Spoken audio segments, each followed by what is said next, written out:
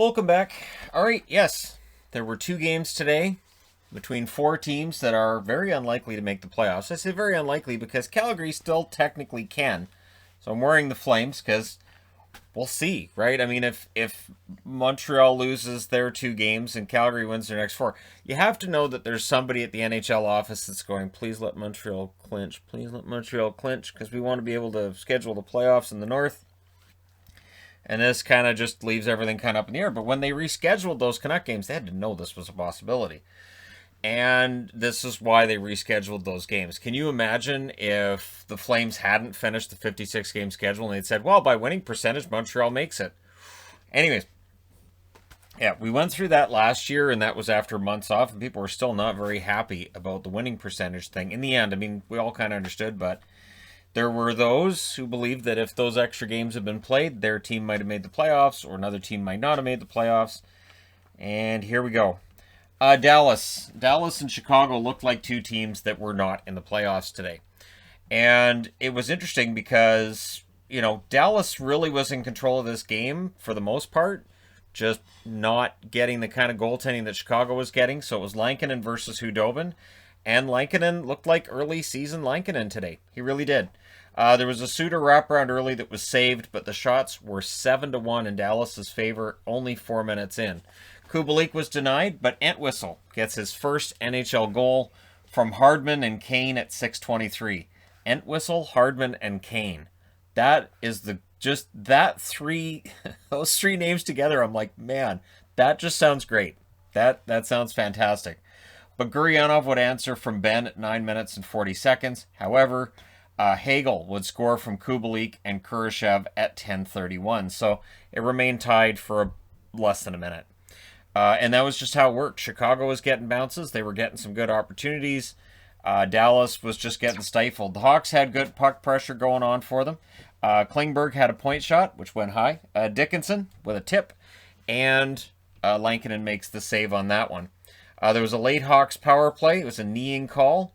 During that power play, DeBrincat gets the power play marker from Kane and Hagel at 18:24. So check it out.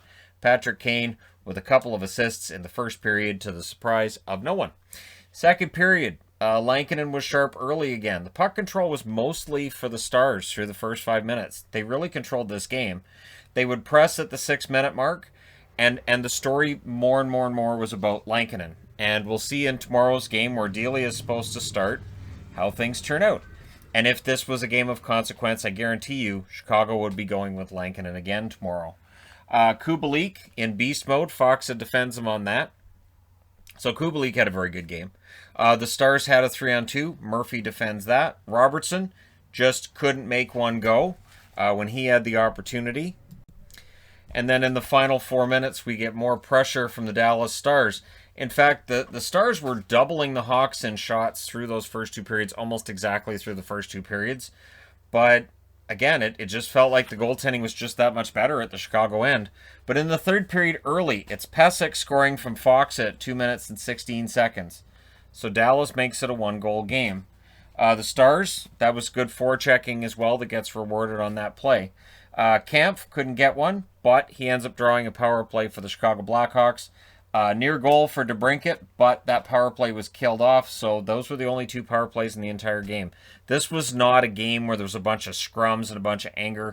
You could really tell today that these four teams, they look like they're kind of playing out the string here. Pavelski then had a wraparound that wouldn't go. The Stars would press with 7.5 minutes left. It's not like the effort wasn't there. Lankinen denied Alexiak, and then it's DeBrincat from Suter and Murphy at 16:48. Makes it 4-2. Dallas would pull the goaltender with 2 minutes left, and it doesn't work. The funny part was Jamie Benn hits a post, it goes off the post and comes right back to him. You couldn't do that if you tried. I mean, you just can't. So that's your trick of the game. Chicago holds on, wins 4-2. They go to 24, 25, and 6. They can finish the season at 500 if they win the next game over Dallas. Dallas drops to 22, 19, and 14.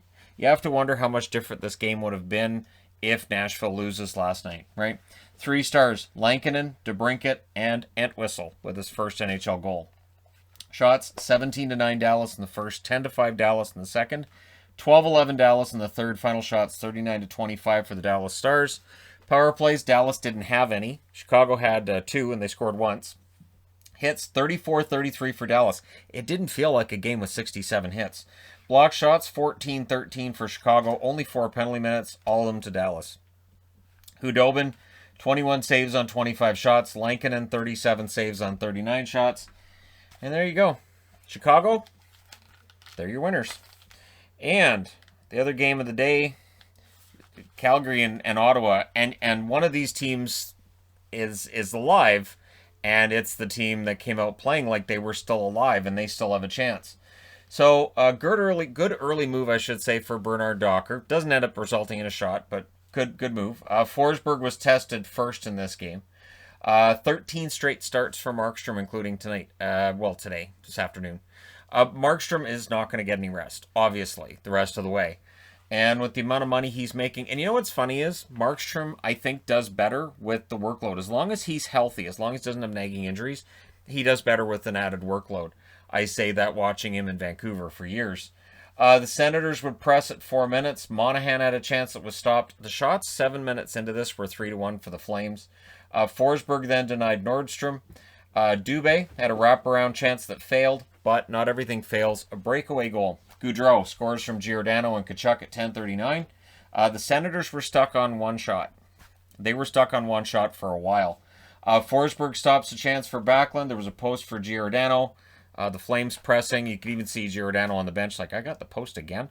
And then shot number 2 for the Sens doesn't happen until there's 1 minute and 57 seconds left in the first period. So pretty much all Calgary in that first period. Ottawa should have felt pretty happy with only being down 1 after a first period. But second period, Calgary showed they weren't happy with only being ahead by 1. It's Backlund from Mangiapane and Nordstrom at 17 seconds.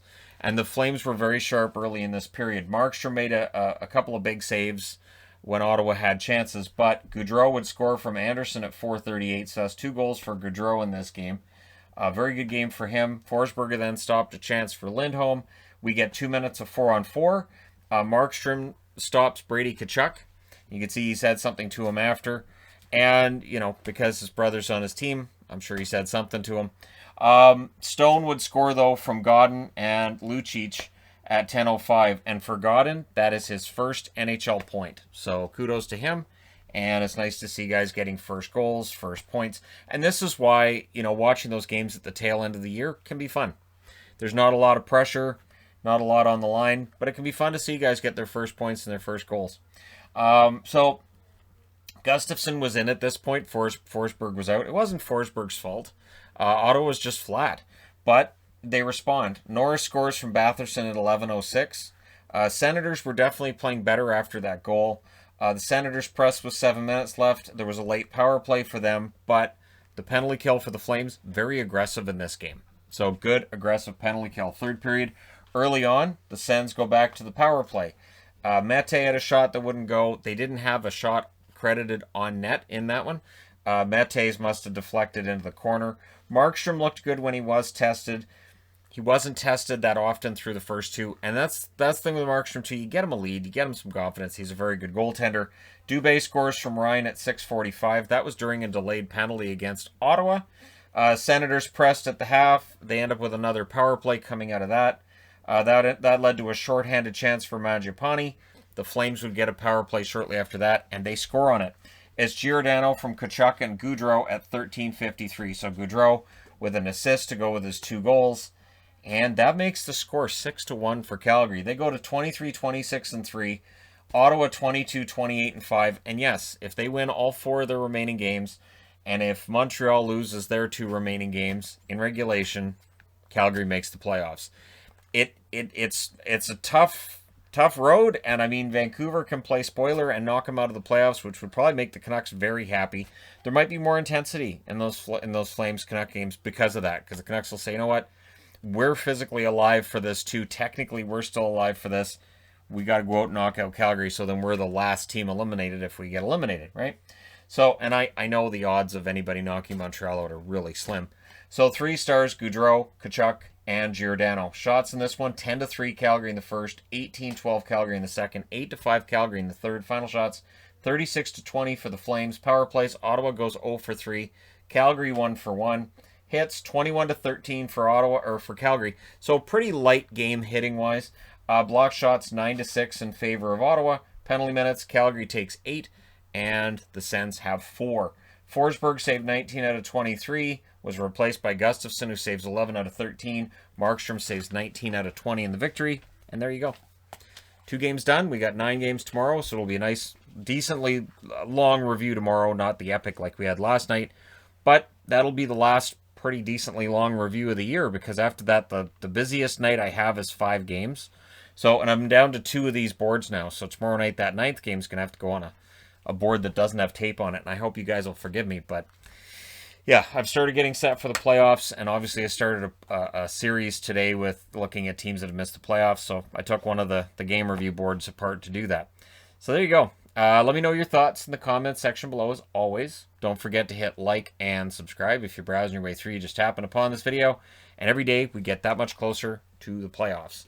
Thank you guys so much for all your support. We'll see which coach gets fired in the morning or mutually agrees to termination in the morning, because that's the vogue thing now. Is team says, we're thinking about I'm not coming back. Oh, okay, because I was going to say we were firing you. No, that's okay. I'm not coming back. So do we pay you severance, or why don't you guys fire me and we'll find out? All right. Thank you guys so much for watching, for all your support. It means a ton, and I'll talk to you again soon.